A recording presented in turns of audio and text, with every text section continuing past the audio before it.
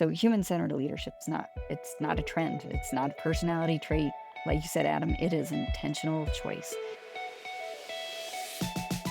Welcome to Beyond the Class, From Knowledge to Action, the audiocast that helps Chapman Foundation alumni turn skills into practical, intentional actions for everyday life. I'm your host, Adam Salger. And today, we're starting with something many leaders are feeling, but may not fully understand. Across workplaces right now, there's a pattern. Engagement feels lower, trust feels thinner, and stress, it's not just background noise anymore. It's shaping how people show up every day. This isn't just anecdotal. It's a pattern leaders can no longer afford to ignore. Research shows that 80% of team members do not trust the leadership within their organization. 75% say it's their boss who is the leading cause of their stress at work. In organizations where stress is high and sense of care is low, people are more likely to intend to leave, less trusting of their leadership, and less engaged and productive. And in response, many leaders are asking, why aren't people more motivated? Why isn't performance where it should be? But what if we're asking the wrong question? What if what looks like a performance problem is actually something deeper? That's exactly what we're exploring today. Joining me is Heather McDermott, Senior Director of Learning Innovation at the Chapman Foundation for Caring Communities. Heather is a master trainer and a leader in organizational design for culture. With over 23 years of experience in government leadership, her work has primarily been with local government, public officials, and first responders. She specializes in helping organizations intentionally design their culture using human-centered strategies, creating environments where psychological safety can exist and where people can truly perform at their best. She's also a pretty awesome human, I would like to toss in there. Heather, welcome to the show. Thank you, Adam. I'm glad to be here. All right, so in my intro, I asked the question, what if what looks like a performance problem is actually something deeper? What do you think about that? Yeah, Adam, I think you're on the right track. What leaders are experiencing right now isn't just about performance. When we break it down, in reality, it's really a relational problem. When trust feels low, stress feels high, like what you said, and people don't feel seen or supported, performance is naturally going to be impacted. But that's what's important to understand, that this isn't a talent problem, and it's really not an effort problem either. It's an environmental problem. People aren't pulling back because they don't care. They're pulling back because they don't feel cared for.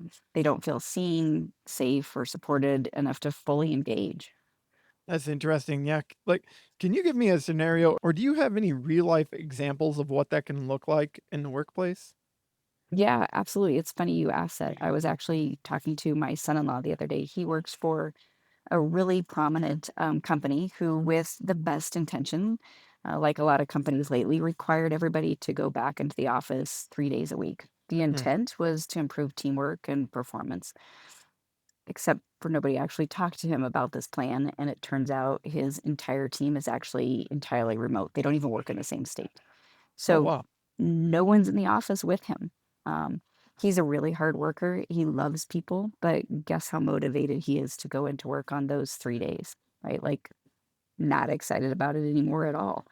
What's interesting is he's now had another manager, maybe fortunately from the same company, who wants him on her team. And she's actually spent a lot of time talking to him about what he likes, what he dislikes about his work. And he's very likely to take an opportunity that he has with her. And it's not even because it's a promotion, it's just because he already feels more seen and heard and supported by her. I love hearing that story because that real life example happens, I'm sure, often where someone gets asked to do something, but it's not really thought about the intent of that question. Like the overall intent is good, but not necessarily good for the individual. Yeah, and that's why this conversation, I think, matters so much, because once we understand that performance, right? My son-in-law is not very motivated during those 3 days, but that's shaped by his environment. And if we can understand that, then it shifts how we lead, and it moves us from asking, like, how do I get more out of my people, i.e., maybe requiring them to come in 3 days out of the week. Then maybe we can ask something better, like, what conditions am I creating that shape how my people show up? And I think that's where leaders have a tremendous amount of influence and opportunity. I know you can't speak specifically to that organization, but why do you think organizations in general have a tendency to overlook that part of the environment or culture side of things? Is that a natural instinct or something that might just that's become like an accepted cultural business norm? Yeah, that's such a great question, Adam. What's interesting is our natural instinct is actually to be socially driven. Mhm. Social thinking, thinking about people first, is more complex. People and culture issues are often ambiguous. They're slower and harder to diagnose or resolve. People are, let's face it, a little bit messy. And the things that get our attention are those things that are visible, measurable, and concrete. There's also, I think, some cultural norms, like you indicated, that are at play here too. Leaders are typically trained in management. So think about that management, not necessarily leadership. They're not trained in the care and nurture of people and a culture.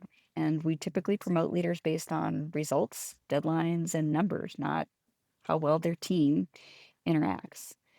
And we also have this really crazy, persistent myth that people skills are soft skills. And they're optional Hmm. skills. So yeah, it's this cultural business norm that's really costing organizations more than they realize. The impact of human-centered leadership isn't really soft or abstract. It impacts how people think, behave, and perform. And it's human-centered leadership that's actually a strategic advantage and a performance accelerator. But we seem to forget that all the time because it's not concrete. Thinking about that as like a performance accelerator as opposed to just this soft skill set.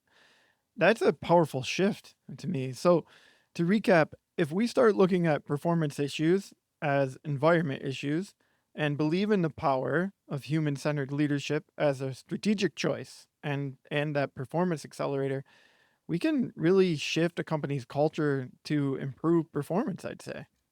hmm Yeah, and I love that you use that word choice, right? Focusing on human-centered leadership and your organizational culture is a choice. Um, and it's not necessarily difficult to implement some key shifts to make some different choices. There are certain behaviors a leader can start adjusting right away to begin this type of transformation. All right, yes. I'm pretty happy you stepped right into that because that's where we're going here with this, from knowledge to action. So let's get right at it. In a blog you recently wrote, you talk about those intentional, specific leadership behaviors that shape performance, not necessarily big initiatives or, new programs, but everyday moments, as you just alluded to. So you highlight three in particular. Let's start walking through those. As our audience is made up of many Our Community Listens alumni, they know that there is impact when you listen with empathy, especially on your individual relationships. So it's not a huge surprise that your first tip would be focused around listening, right? The first tip about behaviors to adjust in everyday moments is how leaders listen. What do you mean by that? And why does that matter for a leader to consider this when they're trying to help their people? Yeah, it's funny. You think that it would be so much more intuitive, that this is such a key skill. But when we talk about how leaders listen, we're really talking about whether or not people feel heard or whether or not they feel dismissed. Listening is one of those things that seems so simple on the surface, but it really has this profound impact on how people experience their environment. What's amazing about listening is it actually doesn't cost anything to implement the skill um, in a more intentional way. And that really looks like leaders leaning into this idea of listening with presence, curiosity, intention, so that they do communicate to the people around them that they matter. It tells other people you're seen and your perspective is valued. It doesn't even have to mean we agree. What's interesting is I think most people rarely experience positive listening experience with this level of like intention, but when they do, we know they feel valued, respected, and understood, and that those experiences begin to establish trust. They build connection, and they shape people's sense of safety and mattering at work. So something as simple as how a leader listens in a conversation, even if that conversation is only like 5 or 10 minutes, can really either start to open the door to engagement or it can start to slowly close it. And that's why listening matters so much. So what I'm hearing is it's not necessarily about just hearing the words someone says. It's about whether that person leaves that interaction feeling like they mattered in that conversation. Yeah, exactly. I think there's this expression that people don't remember what was said, they remember how they felt in that moment. And I think we all know what it feels like to be genuinely listened to. And those moments accumulate over time, and they translate into their overall experience of the workplace. And in particular, right, you mentioned earlier, their experience of the person they work for, their leader. Mhm. Let's do a few quick tips inside of this tip. So, can you give a couple distinct examples of how a leader can show that they're intentionally listening? What are some specific things they can work on? Yeah, no, I appreciate you asking. If there's anything, hopefully, I've gotten better in my leadership time, is these skills. So, a couple things come to mind immediately. One is like deep presence, which means really it's the basics of setting aside the phone or the project that you're typing away on. Set aside any other distractions. Like I said, even if it's just 5 to 10 minutes, it is a simple thing to do, but one we get busy and we forget to do. Mhm. Another key thing is really setting aside judgments, assumptions, mental rebuttals. I have that happen a lot. Setting aside the advice and instead really leaning into this place where we ask curious questions. One of the things I love about our organization is that intentionally, every 6 months, we do stay interviews. And it's a half an hour where we ask meaningful questions and then we just listen. We had just had those. And it's really enjoyable, I think, to sit there and know that how we feel, what matters to us, is heard. So, the third thing I'd say is practicing empathy and perspective taking to really gain an awareness of what matters to the other person. I think back to my example of my son in law having him report to an empty office without taking time to just even understand the impact, right? You might not agree that you are or aren't going to report to the office for 3 days a week, but not even taking the time to understand that impact really indicates a missed listening opportunity, a missed opportunity to give empathy and just have share some perspective about what the impact might be. Yeah, I'm sure if he was given the opportunity in something like a stay interview where he gets to share, how things are going for him and just those general insightful questions that get asked, he might take that opportunity to say, "Hey, when I come in, I feel a little demotivated because I'm not able to connect with people as much as, we may have anticipated when this was implemented." And it could be a discussion around that making a change for him. Yeah, absolutely. Heather, thank you for those tips inside the tip. Let's keep moving on to our second intentional leadership behavior, how leaders model vulnerability. Now, the depth of that word can mean different things to different people. How would you explain vulnerability in this context? Well, vulnerability can, I think, in leadership be misunderstood. Vulnerability doesn't mean that you're required to overshare or you turn every leadership moment into some sort of personal confessional. That's absolutely not what we mean by that. In this context, vulnerability is really about leaders being open and honest and willing to acknowledge that they don't have all the answers and they might not always be at their best selves. It's about creating that space for authenticity. So when leaders are willing to admit mistakes or ask for input, say something like, I don't know, it sends a very powerful signal to their team. And it tells their team that it's safe to be human. And that's really critical for psychological safety in the workplace. And I hear you say that and everything, but like I must say, like I think there's this stigma around leaders. Aren't they supposed to have it all together? Aren't they supposed to be all buttoned up and have answers at the tip of their tongue? I mean, that just feels like what we're supposed to do as a leader. Yeah, I think that is definitely a common myth, maybe a common perception that continues to persist these days. But really, plainly stated, no. Because if a leader feels like they have it all together or that they always have to have it all together, be buttoned up, like you said, that pressure gets transferred to the team. And then people start to feel like they can't take risks, they can't speak up, and they certainly can't make mistakes. Mm. And they probably can't have personal lives or any outside stressors that we're going to talk about and acknowledge the impact that it might be having on the work. But the reality is, people aren't two separate selves. They aren't this separate personal self and this separate professional self. We all come to work as whole human beings. And when the humanness of who we are is never spoken to or acknowledged, it limits engagement and performance. The alternative, though, is when leaders model vulnerability in a thoughtful way and say things as simple as, you know, I'm not my best, or I'm not sure I know the answer to that question right now. What are your thoughts? Those things actually strengthen trust and they create an environment where people feel more comfortable contributing, problem solving, and taking ownership.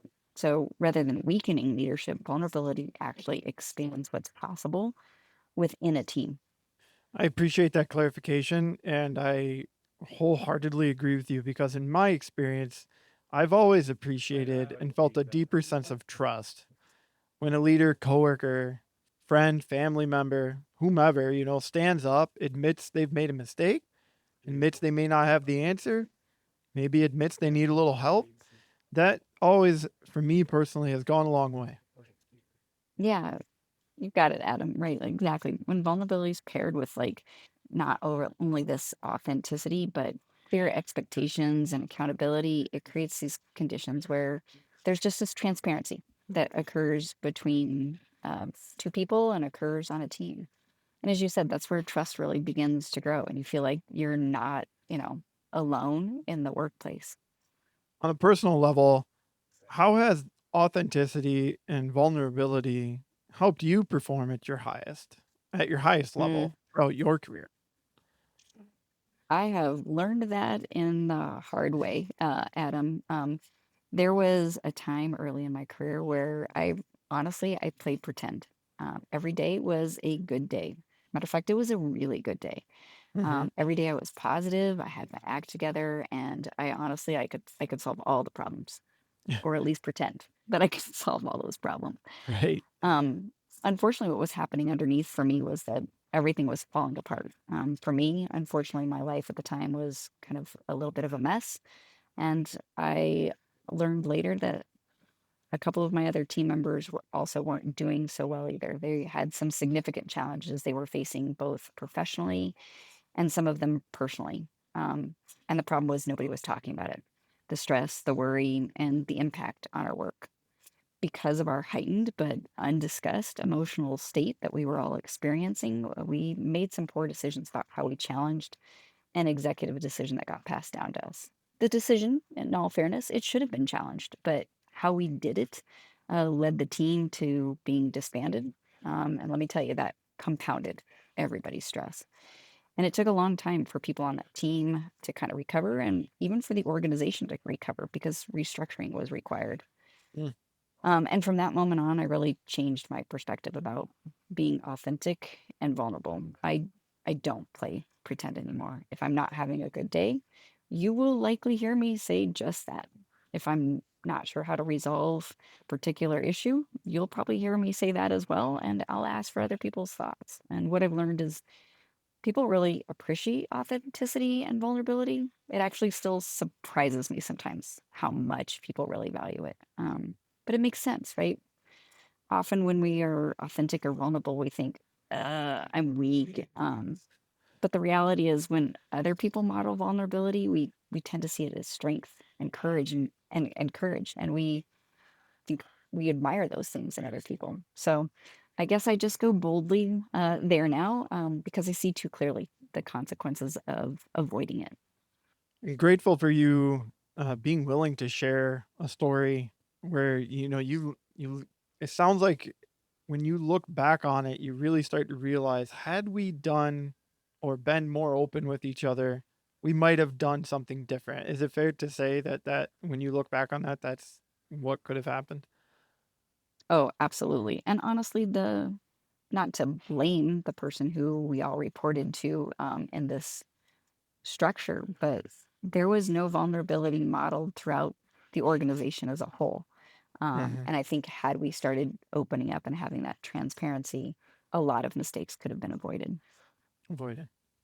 I'm very thankful for you sharing a story like that. I'm sure there's listeners out there right now who are kind of maybe, hopefully, not exactly living the same scenario. They might be, but they're looking at the opportunity now to say, okay, if I'm a little more vulnerable, if I talk about what might be going on professionally or even personally a little bit, if necessary, maybe we can overcome more Yeah. and become a bit more resilient.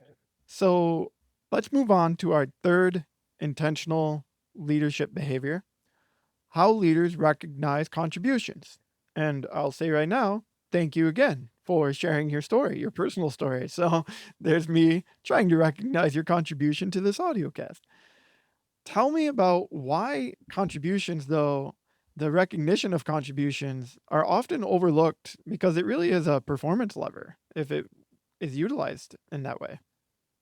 Yeah, absolutely. Recognition is really incredibly important. It's something I'm still learning about myself and trying to do better at because it directly impacts whether people feel visible or invisible in their environment. And I think I've understated the value of it in my career. But the reality is, when leaders take time to acknowledge contributions, specifically and meaningfully, right? So we're talking about something more than just thank you. It really enforces a sense of value for other people, and it communicates like what you did matters, and that has a powerful impact on people's engagement. People are so much more likely to repeat behaviors that feel seen and appreciated. Let me ask you a quick question. As we just covered vulnerability and now we're talking about recognition, do those two go hand in hand? At times, might someone need to become vulnerable even to recognize someone else? That's such a great question, Adam. And the answer would be absolutely. I think it requires something of us as leaders to dig deeper than thank you. It requires us to slow down. It requires us to look at the things that we might not often realize we depend on. So, if someone is struggling, maybe with that vulnerability to recognize someone, what happens if we don't recognize contributions? Mm. When contributions go unnoticed, I think people start to feel disconnected. They might start to question whether or not their work makes a difference. Matter of fact, there's some really interesting research out there by Gallup about how just the lack of noticing contributions actually is more harmful than negative feedback, right? At least with negative feedback, we know what we can fix. But if I don't think I matter at all, positively or negatively, Hmm. that tends to shut people down. And it impacts how people show up. I think what's important here is that, recognition doesn't have to be elaborate. I did say it needs to be more than just the thank you, Sure. but it's really about being consistent. And I think it's about naming things like a contribution in a meeting, acknowledging somebody's idea sharing. Um, and it looks like expressing appreciation in a way that is genuine.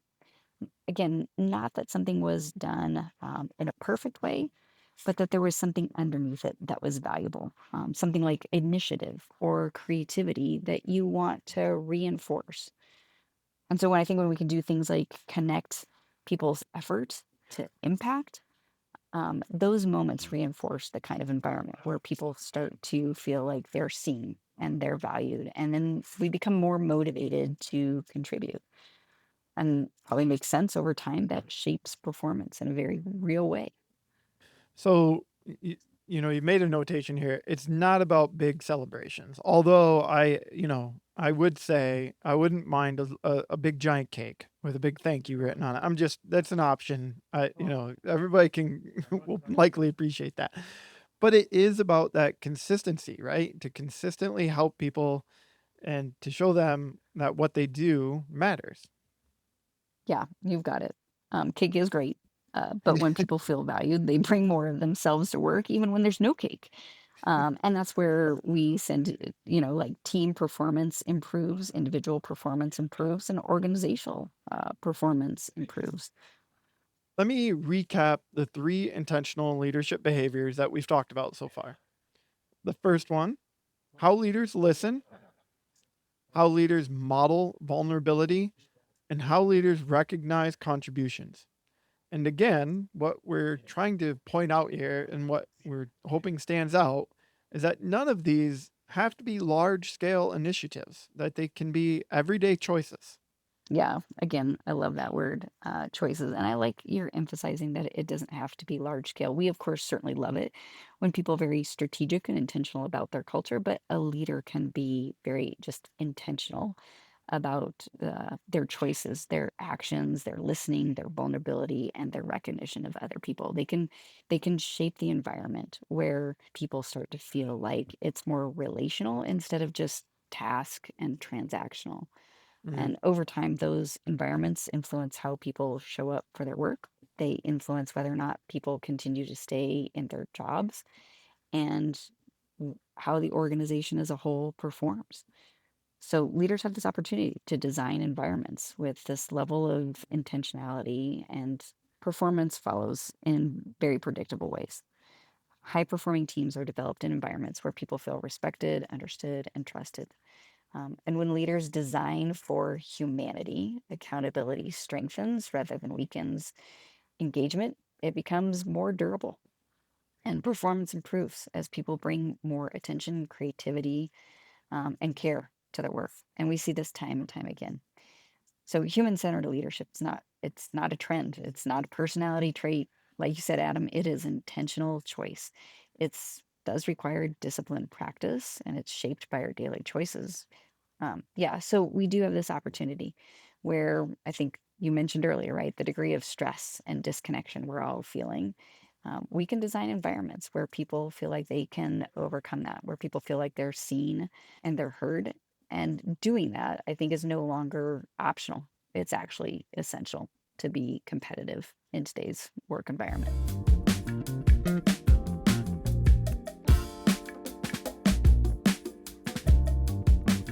As always, we love to leave our listeners with a level up opportunity. What's one thing that they can take away from our conversation and put into practice right away, Heather? I love that you said one thing. I would encourage listeners to focus on just one of these areas this week. Choose the one that matters to you most. You probably have already heard something that resonated with you. So, whether it's listening, vulnerability, or recognition, just start to be very intentional about how you show up in that space. Pay attention to your interactions. You can ask yourself things like, did I truly listen in that moment? Did I create space for openness? Did I acknowledge someone's contribution in a meaningful way? And you might miss the mark the first time around. So if you do, just loop back and go do it. You don't have to change everything all at once, though, is the important part here. But just making those small, consistent shifts in these areas, acknowledging that you're working on doing something different, really can significantly change how people experience their work environment with you and experience your leadership. So over time, just know that those changes help shape performance and strengthen trust and increase psychological safety.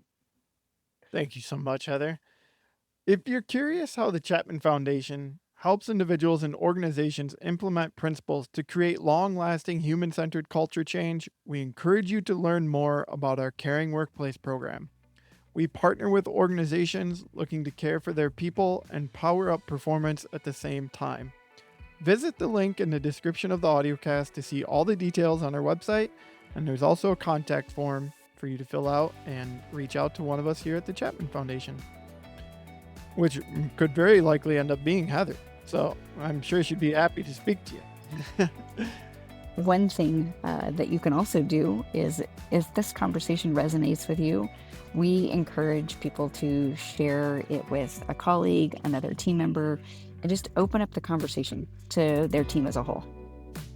Awesome. Heather, thank you so much for being adventurous with me today to be on our audiocast. I'm very thankful that you, I know, stepped a bit out of your comfort zone to record with me, but I know your knowledge is expansive and I'm glad that you get to bring that to our alumni. So thank you very much. Yeah, thank you, Adam. I feel like we should both share in that cake we talked about, and I really appreciated the conversation today. Until next time, walk your path with intention because you are the message. Take care, my friends.